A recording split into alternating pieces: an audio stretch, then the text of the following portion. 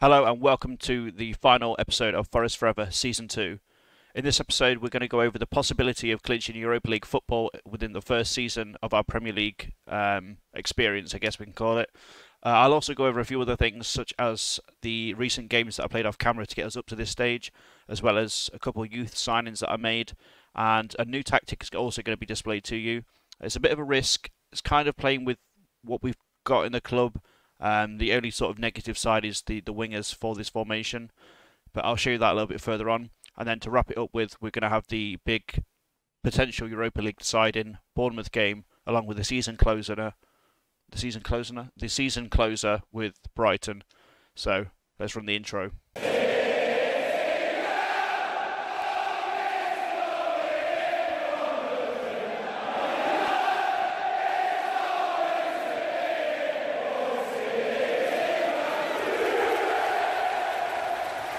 So just to give you a little idea of how the table's looking right now, we are 7th. Somewhere I said a long time ago into the season that we probably would not be anywhere near come the end of the season, but I mean that's come and bite me back in the arse. So we're on 55 points with 2 games left, and the only other real competition we have is we have Bournemouth, Arsenal, and then a very, very long shot is West Ham and Everton, which I don't think they have to win both games and everyone above lose. But yeah, the next game we have is against Bournemouth. If they win, we can still clinch Europa League football, but it relies on them losing and us winning, as well as closing this goal difference gap that there is. If we lose, we also have Arsenal to worry about. If they win, they can level up with us on points. So this could go a few ways. There's about three. It's a three-horse race, I'd call it, going into these last 2 games of the season. Hopefully, we can clinch a win, and if we do a win, then we just need a draw. The only other alternative, if we win, is that Arsenal lose their game or draw, and then we won't have them to worry about either.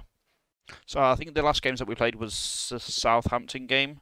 The next game straight after that, which was off camera, was the Man United game, and we got absolutely destroyed. But this isn't using the new formation. That's happened as of the last game. But yeah, we got destroyed in this one. It's absolutely obliterated. Nothing we could do. Poor performance all round. Not happy. Threw the water bottle once or twice. Next up, we went to Chelsea. We lost 1-0. Very tight. We had a few chances actually in that game, but we just didn't take them. Kind of the story of the season for some of these big games. 1-0, it's not as bad, I'll take that. Next up, we went against Everton. We managed to get a nice 2-1 win. Lovely stuff. We take them points all day long. Then we went to Tottenham, who are still down there in the table, and managed to have a nice 3-2 win. A very, very, very last gasp. I think it was a header by Ryan Yates to get us the 3-2 win. In this game, I also decided to bench João Pedro, which is a bold call. But Miguel Angel Guerrero managed to score for us in the 69th minute, along with Joe Worrell being captain fantastic, scoring the first goal, and Ryan Yates being, I guess, the third captain of the squad, being also one of the captain fantastics. Then we went against Wolves with the brand new formation, which I'll show you in a second. We absolutely wiped the floor with them. They had like 2 chances, I think, all game, and they managed to score one, which is unlucky. But we were so good. Like, look at this. We have 3 defenders in this new formation, and there was all like 7+ in rating, which was great. It's one of the best defensive performances I've seen in terms of rating on paper. So this is the formation that I want to run with. It looks very tacky and a little bit all over the place in terms of lines. But let me talk you through it a little bit. So we're going to have Bryce being a sweeper keeper, of course. That's what he does. I want to have 2 ball-winning, ball-playing defenders. With a libero in the middle, which Max Kilman is perfectly good at doing. So I want to try and utilise that because he can step up and have a bash every now and then. He's not that bad at all at doing that sort of stuff. We have Ryan Yates, who is an absolute unit in the midfield. He can play centre defensive mid pretty well. We're going to play him as like an anchor man, just to kind of it's kind of like the Javier Martinez role, I guess, at Bayern Munich, I think.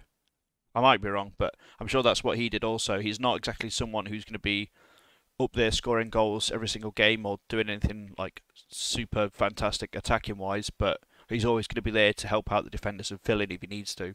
In fact, it's also similar to I think what Luis Gustavo did at the World Cup 2014 when they got battered by Brazil.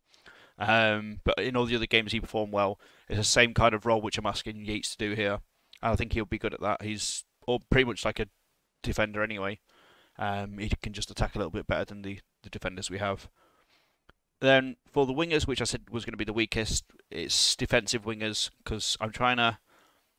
These kind of stress me out seeing this. So I put it on defensive wingers, and we'll see if this changes a little bit. Then in the midfield, we're going to have Ferguson being like a carrilero. He'll cover these when these guys push up. He's all around. Almeida's just going to be doing his thing and having a float around and helping out wherever he can.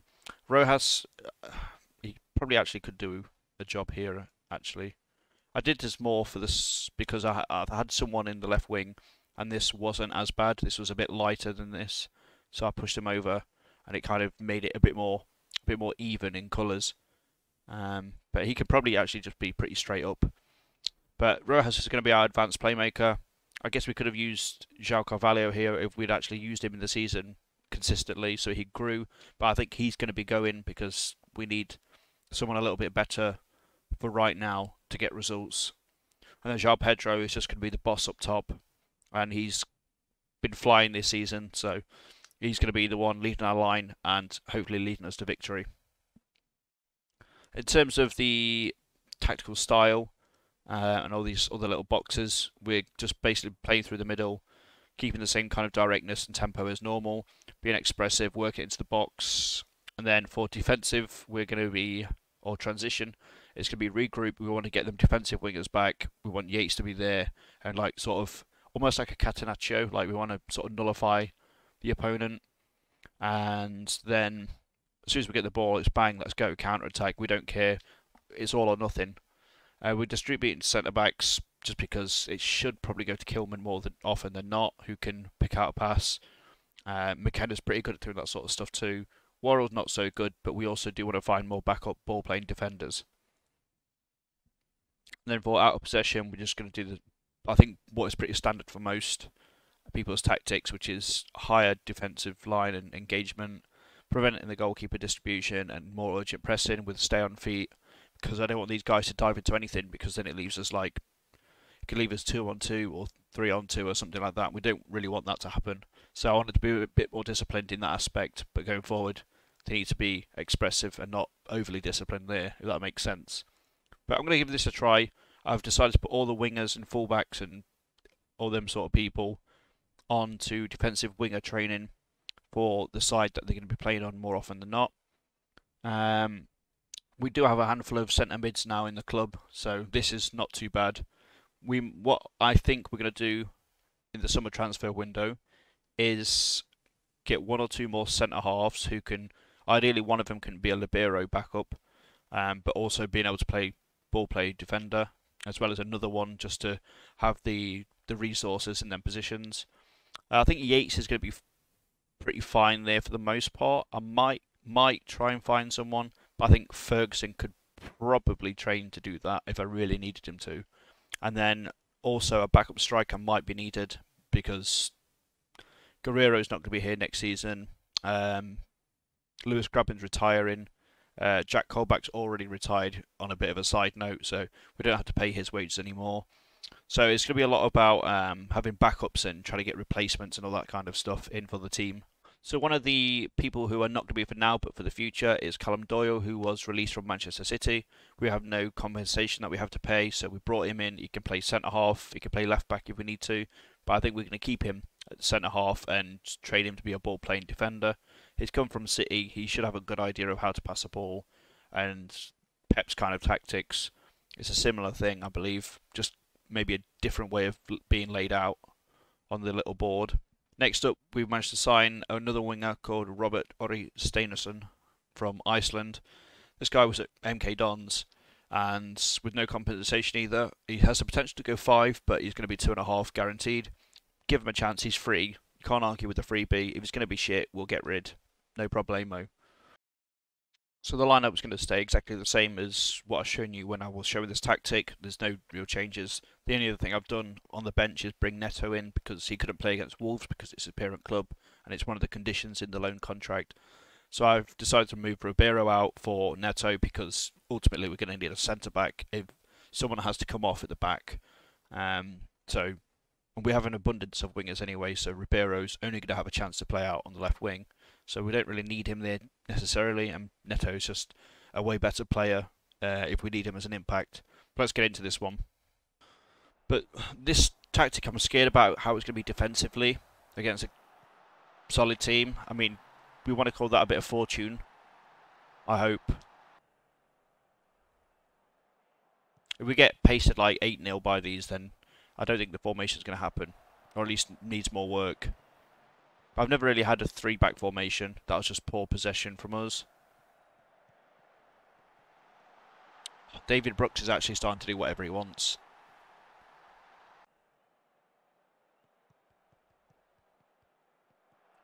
We just seem to be like standing with the ball, doing absolutely nothing, and it's not going to work for us. Can't be a creative problem, surely.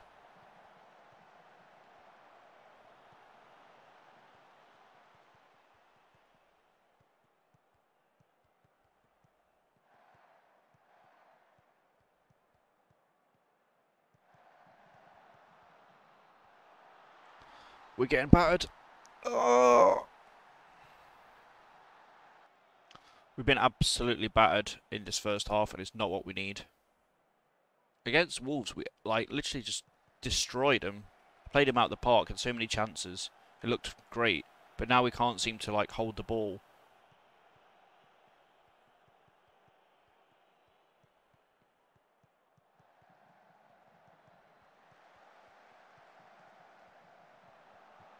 Wow, it hit the post. That would have been nice. It would have got us back in.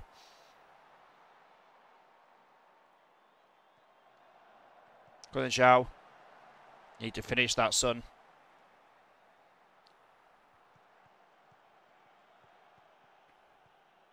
I mean, this started to look like it was our half more, but this highlight doesn't look like it's going to be a positive one. It looks like it's going to be a 4-0. No, it's not. Nice one, Bermejo. That's it. Here we go. Momentum starting. Brought on Neto on left wing for Bermejo and Ronan Bork for the right wing.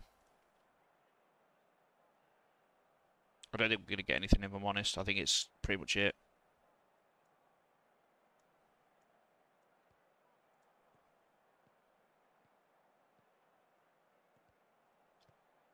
We'll just bring on Mighton as well to go up front. I didn't think we are going to get anything from this now, though. Nice tackle. Come on, Bork. He needs to be better than that, son. You play way better than this usually.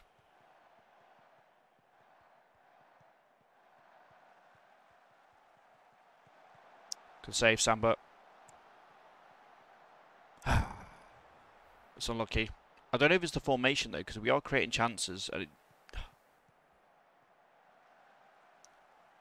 I think that's going to be a free kick. I don't think it's going to be a penalty.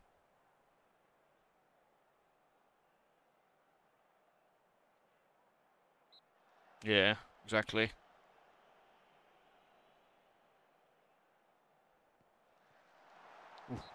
I also need to mess about with the set piece as well, because with the 3-back, I don't know what it looks like and how out of shape it is compared to when we was like 4-3-3. So it's time for the last game of the season. It's Brighton. We went from 7th to 9th. We're now level on points with Arsenal, and I think it's like 1 or 2 points behind Bournemouth. So basically, Bournemouth have to lose. Ideally, Arsenal draw because they have like a 5-goal advantage on us for goal difference. So it's going to be a tough set of terms. We're just going to stick with this tactic now. We're going to try and make it work, and try and make it work over the course of the summer transfer window.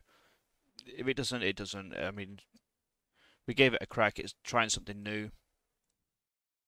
But we just brought Mighton on for Sugawara and Gutierrez in for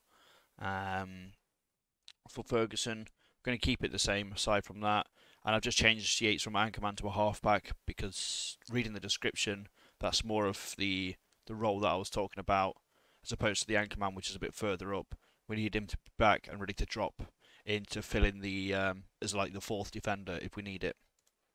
This is going to be a very, very big ask.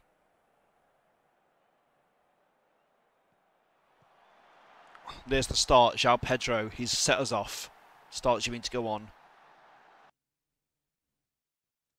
I'll probably do well by having the scores up here as well. Arsenal are winning, so yeah, this is not going to turn out good.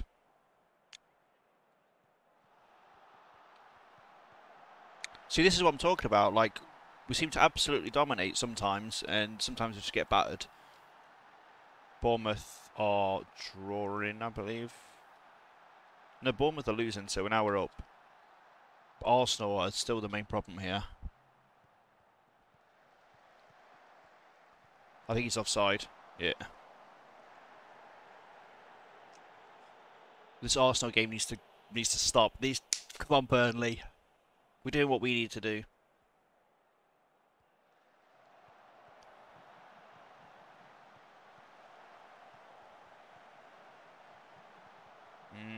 That's unlucky.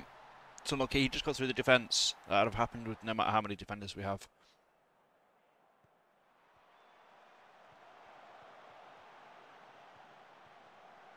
Ah, that's not good though. Oh!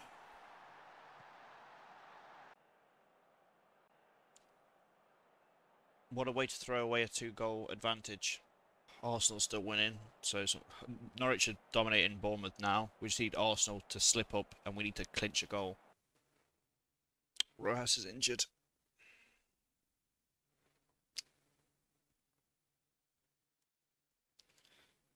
What we're going to do is we're going to make a change. We're going to push Martin up top as a pressing forward. We're going to bring Rojas down here, bring on Ronan Burke. And why are you not defensive winger? We're going to just try this and go for it.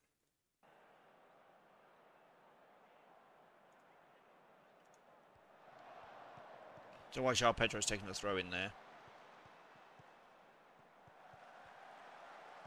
You needed. That was a poor cross. To flick on. Ah, lucky João. Arsenal are drawing. Arsenal are drawing. We need to win this now. I might even push.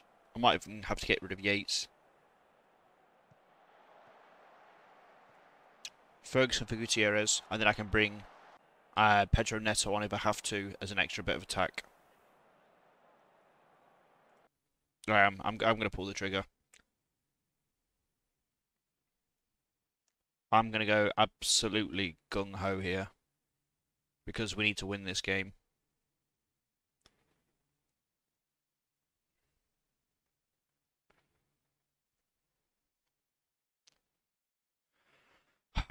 Play with boys. 14 minutes. We need a goal. Bournemouth are out of this.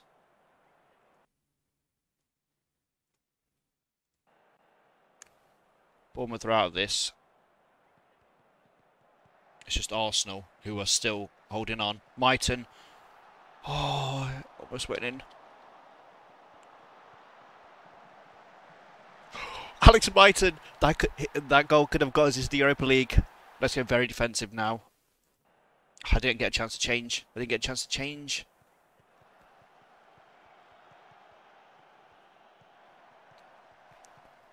Through ball it.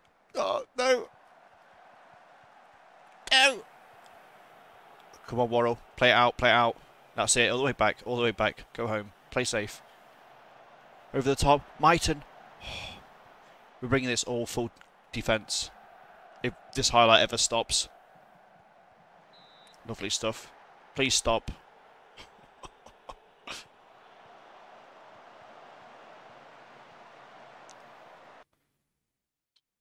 Arsenal highs 2-2. Chris Wood scored 92nd minute for him. Ah, this is the sort of thing you want for the end of the season.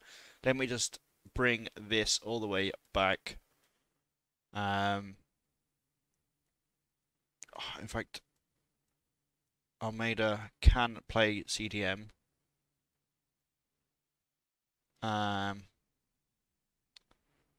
We'll just put in register. It's not like it's going to matter, I think, here. Box to box. Defensive winger. Defensive winger.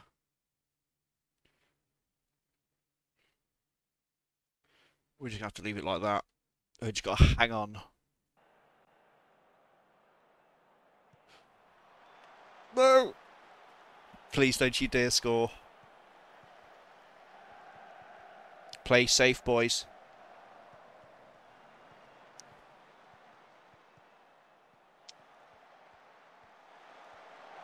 No. It's VAR. It's VAR.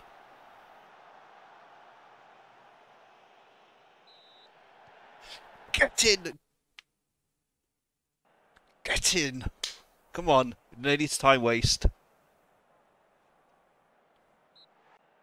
Get in. We're in the Europa League, boys. I'm sure we are. I'm sure we are. Yeah, good win. That was a good win. It's a good win. We did it. We're in the Europa League. And I know that because I'm sure Liverpool won the cup and they're like in the Champions League. We've done it.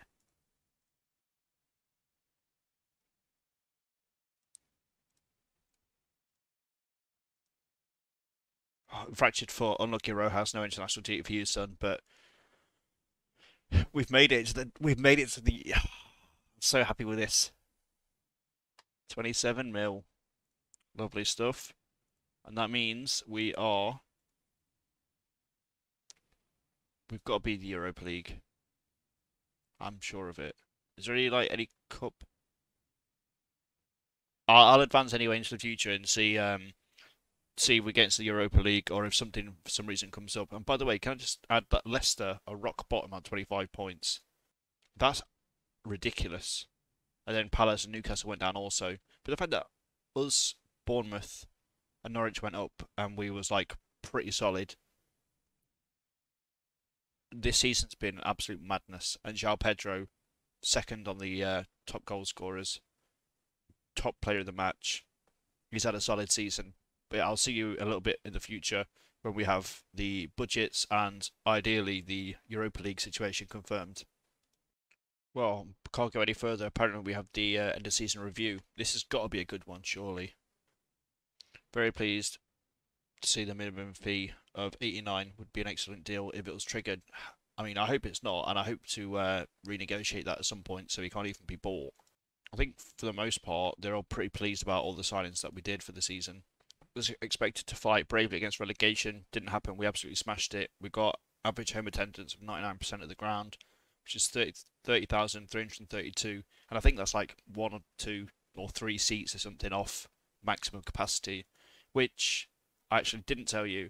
The board have agreed to do an expansion of the stadium. So we're going to go up to like 35k stadium, which is all going to be done by, I think, September of the next season, so like in about 4-5 months, which is really good, as well as the youth facilities and the training facilities all being upgraded too, which is like November. That should all finish. Board are loving it. I'm loving it. I want to see this light up to say that I'm going into the Europa League. Biggest win was Fulham. Match to remember was Burnley. Goal of the season, Joe Lolly. That was pretty much opening day of the season almost as well. I think it was like a volley. The success definitely helped the club's finances. Well, good. I should imagine it should. I'm sure this is going to fly up sponsorships. Broadcast revenue, of course, that went up. Sponsorship, of course, that went up. João Pedro selling them shirts. Rojas, Maiton, McKenna, Bermejo. To be fair, that's 5 very, very good names for people to have on the back of the shirts. Yeah, that's pretty fair. I think that's how I lined up most of the season. Apart from rotation here with Kilman. And I'd say I probably have Maiton on more than Neto. But that's fine. I'm not here to pick arguments with it. Manager of the year last season. I don't know why it's showing that this year. Because, I mean, I should hope that I get manager of the year. João Pedro breaking records for the most player of the matches and transfer fee. All the club awards, João Pedro's fans young player and signing of the season. Joe Lolly, goal of the season. Pedro, top goal scorer, most assists. Rojas, most player of the match again. Pedro and Pedro again with highest rating. So he's pretty much cleaned up the awards. To say was 20th in the campaign at one point. I think it was like the start of the season, and we looked like we was going to get absolutely rolled by people. Then the fact we ended up like peaking at 6th.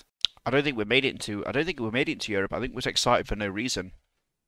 I want me next season. I want 5 bravely against relegation, and then to become established, which is easy expectations because that should happen, no problem now. But I'm still more concerned about this.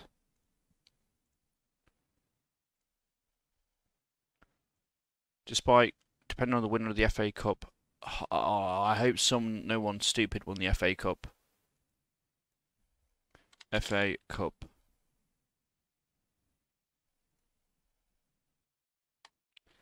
So, we need this to happen in 6 days' time, 5 days' time, and then we'll be confirmed. What I'll do is I'll hurry up to that 21st, get that game done, then... No, we need to... We can't... We need Tottenham to lose that because Tottenham are like 15th.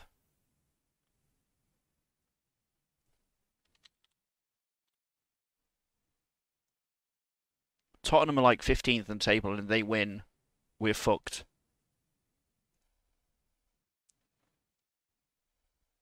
Okay, they managed to bring it back and got 10th, but it's unfortunate. So the budgets are in, and 875k a week with a 46 million budget. I don't know if that includes the yearly thing that we have to give for João Pedro. Ideally not, but we'll find out, I guess, very soon.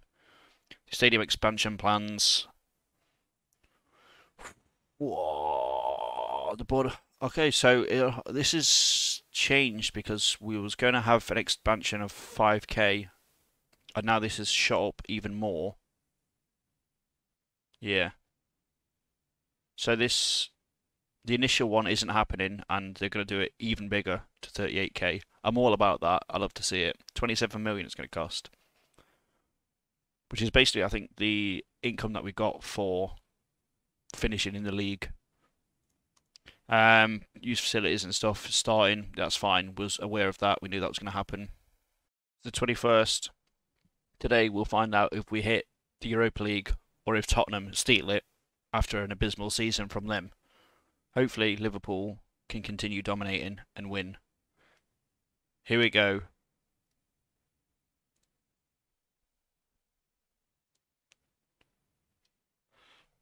All of that, we don't even get the European spot.